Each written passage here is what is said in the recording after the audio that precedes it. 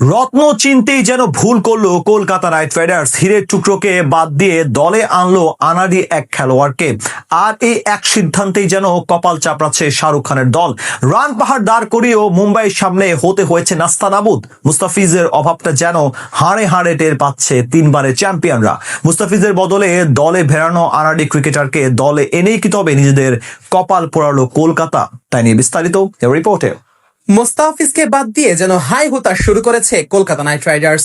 IPL এ নিজেদের প্রথম ম্যাচে খেলতে নেমে বোলারদের ব্যর্থতায় একেবারে নাকা নিচুবানি খেতে হয়েছে শাহরুখ খানের দলের।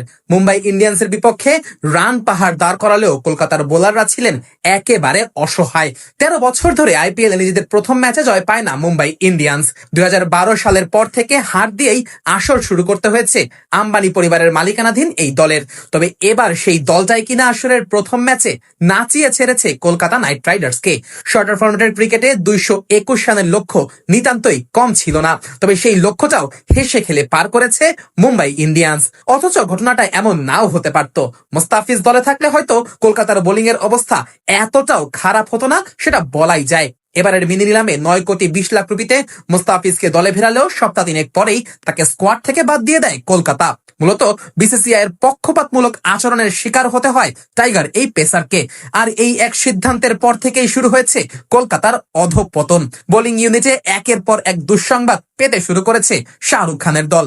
লঙ্কান পেসার মাথিসা পাথিরানাও ফিটনেস খারাপ থাকায় দলে ঢুকতে ব্যর্থ হন। আবার দুই ভারতীয় পেসার আকাশদীপ সিং আর হর্ষিত রানাও আসর শুরুর আগেই বিদায় নিয়েছেন স্কোয়াড থেকে, যার ফলে কলকাতার বোলিং ইউনিট এক প্রকার মুখ থুবড়ে পড়ে যায়। মুস্তাফিজকে বাদ দিয়ে কলকাতা নাইট রাইডার্স দলে ফেরায় জিম্বাবুয়ের ক্রিকেটার ব্লেসিং মুজারাবানিকে। টি-20 বিশ্বকাপে বোলিং ভালো করায় কলকাতা হয়তো ভেবেছিল জিম্বাবুয়ের এই বোলারকে দিয়ে মুস্তাফিজের অভাব মেটাবে, কিন্তু কথায় আছে না, দুধের স্বাদ কি আর ঘোলে মেটে? কলকাতার অবস্থা হয়েছে তাই। কোথায় মুস্তাফিজের কাটার আর স্লোয়ার, আর কোথায় মুজারাবানির বোলিং। মুস্তাফিজের অভাবটা যে মুজারাবানিকে দিয়ে কোনোভাবেই পূরণ হবে না, সেটা হারে হারে টের পেয়েছে কলকাতা। একদিকে কলকাতা যেখানে স্ট্রাইক বোলারের অভাবে 220 রান করেও ম্যাচ হেরেছে, সেখানে পাকিস্তানে পিএসএল এর মঞ্চে প্রথম 2 ম্যাচে ফিজ দেখিয়েছেন নিজের জাদু। বল হাতে কবজির মোচড়ে বাংলার এই কাটার মাস্টার কি করতে পারেন সেটাই যেন পুরো পৃথিবীকে দেখিয়ে দিয়েছেন।